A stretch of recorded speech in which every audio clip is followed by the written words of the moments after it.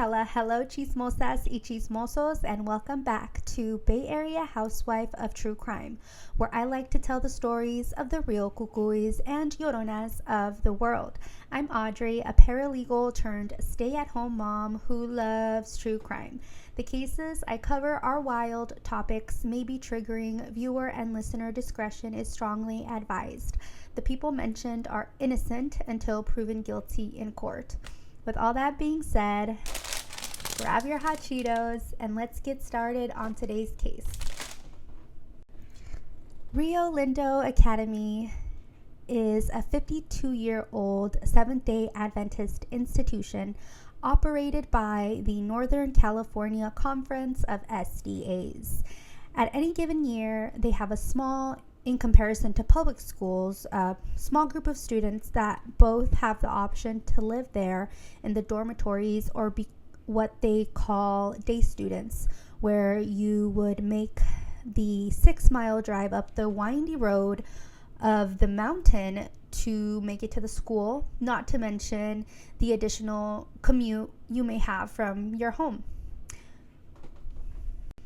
I went to Rio Lindo on a scholarship basis and on a uno nunca sabe basis of determination in whether I would remain a student or not.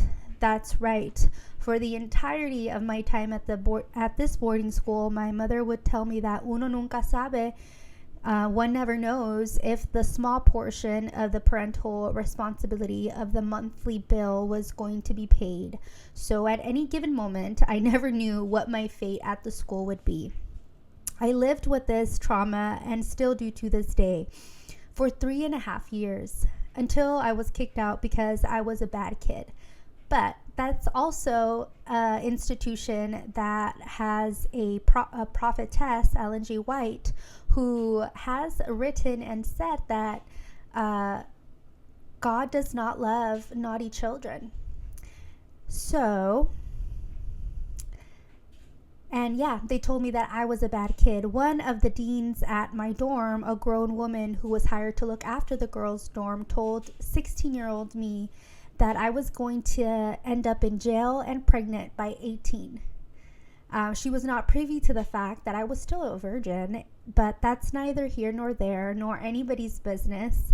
And this is just one of the examples of the things I experienced during my time there. It was not all bad.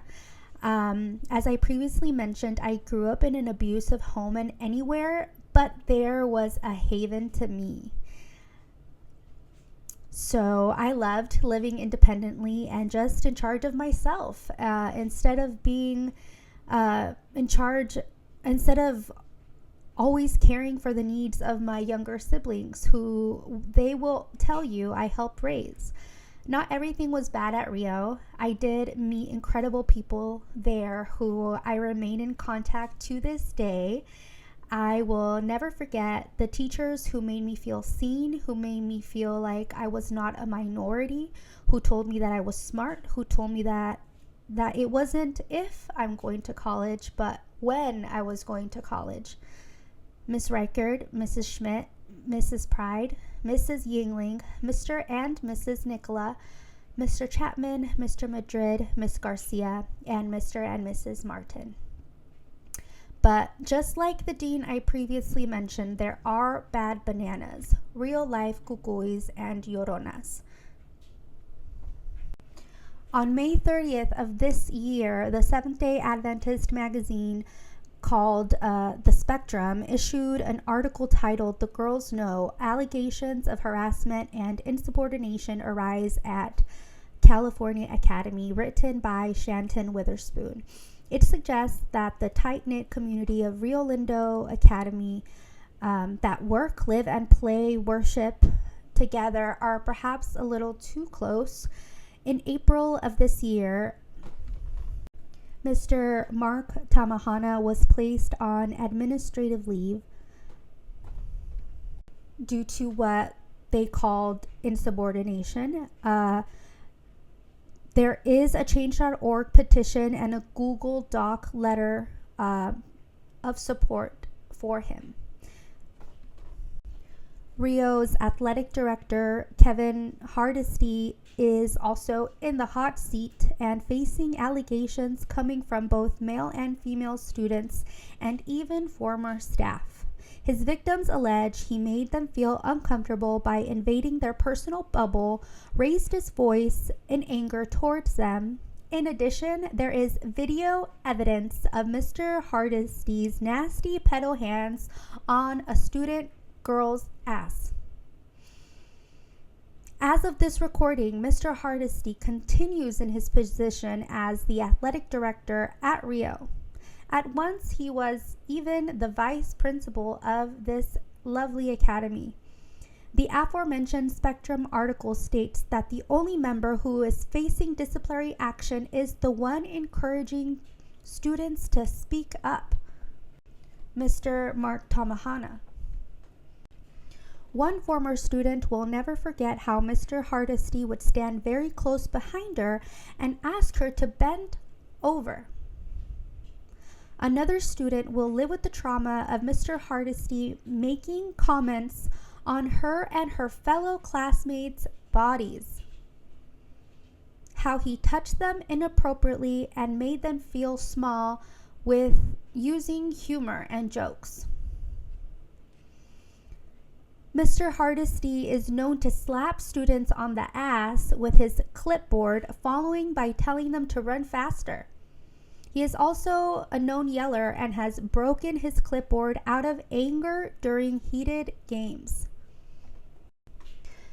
The video of him touching a student's ass caused an internal investigation, but no disciplinary action was ever taken. You see, Mr. Hardesty said that the girl tripped, and he has a group of his favorite students to vouch for him. Other students will live with the trauma of Mr. Hardesty's joys of taking pictures of his students and zooming in on their private parts. Mr. Tamahana is said to have seen his picture zooms and was sickened by it. According to the letter to Mr. Tamahana from Albert Miller, the Northern California Conference's superintendent of education, the cited reason for the administrative leave was, quote, investigation into allegations of insubordination and other conduct not in accordance with the principles of the SDA Church PUC Education Code E11 through 140 and E. Albert Miller was once the principal at Rio. If I remember correctly, he was the principal there my freshman year, or had just left before Doug Schmidt took over after him. He was also the principal during the case of another pedo bear, a real-life kukui named Wade Frank Ricks, which I previously covered if you want to check that out. Well, in that case and in this case, Mr. Miller had no comment.